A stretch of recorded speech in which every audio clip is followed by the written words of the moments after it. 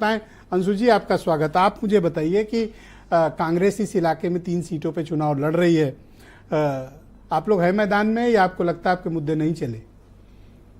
ब्रजेश जी, देखिए, पूरा चुनाव मुद्दों पर हो रहा है। कौन से मुद्दों? ये जो 7वां चरण है, हम लोग 4 सीटों पर नहीं लड़ रहे हैं, न 3 पर लड़ रहे हैं। हम 13 की 13 सीटों पर चुनाव लड़ रहे हैं। इस बात को मैंने कई बार कहा है, हमारे नेता ने कई बार कहा है। और यहाँ कांग्रेस नहीं लड़ रही, न सपा लड़ रही है, इंडिया गठबंधन लड़ रहा है। मुद्दे जो जनता से जुड़े मुद्दे हैं, क्योंकि 10 साल का एक अच्छा खासा समय होता है। 5 साल पहले आप जाइए 2019 में, आपको याद होगा, भारतीय जनता पार्टी के लोग अक्सर इस बात को लेकर वोट मांग रहे थे। पुलवामा का कांड हुआ तो सभी ने देखा, लेकिन ये भी कह रहे थे कि 5 साल काफी नहीं। अब लोग ये पूछना चाह रहे हैं, प्रधानमंत्री जी को 2019 में फिर से मौका दे दिया, चलिए 5 साल और ले लीजिए।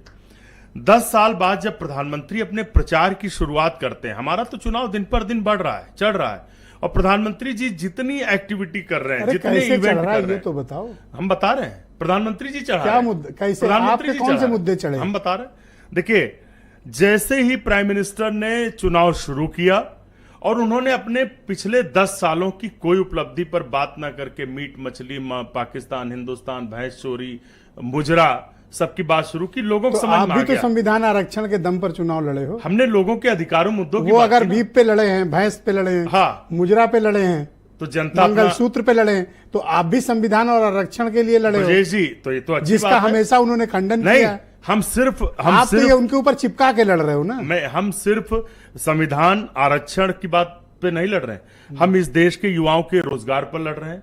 30 लाख सरकारी नौकरियां खाली पड़ी रही, उन पर लड़ रहे हैं। 8500 रुपए खटाखट उस पर लड़ रहे हैं। ये जनता से जुड़े मुद्दे हैं। मीट मछली, पाकिस्तान, हिंदुस्तान, मुसलमान, ये क्या जनता से जुड़े मुद्दे हैं? ना तो 10 साल की अपनी उपलब्धि बता पाए, ना आगे के 5 साल का कोई ब्लूप्रिंट बता पाए। प्रधानमंत्री जी अपने घोषणा पत्र की बात नहीं करते। मीट मछली मटन तो याद आ रहा, महंगाई नहीं याद आ रही।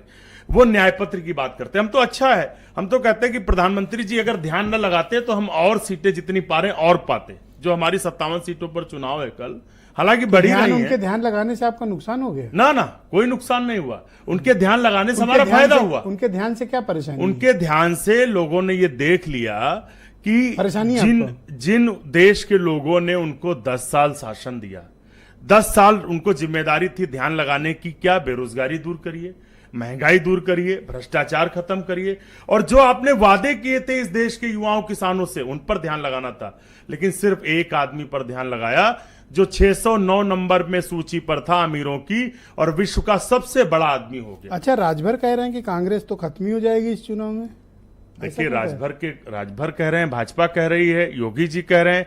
हम तो खुश हैं इस बात से कि वो कांग्रेस का नाम ले रहे हैं, इस बात से कि न्याय पत्र पे कह रहे थे मुस्लिम लीग का न्याय वो है इसमें, तो हम तो अच्छा है। Thank you Anshu. भाजपा के लोग दिन पर दिन बौखला रहे हैं, और आप देखिएगा जो 13 सीटें, राहुल सिंह मेरे साथ मऊ से जुड़े हुए हैं, थैंक यू। नहीं पा रहे।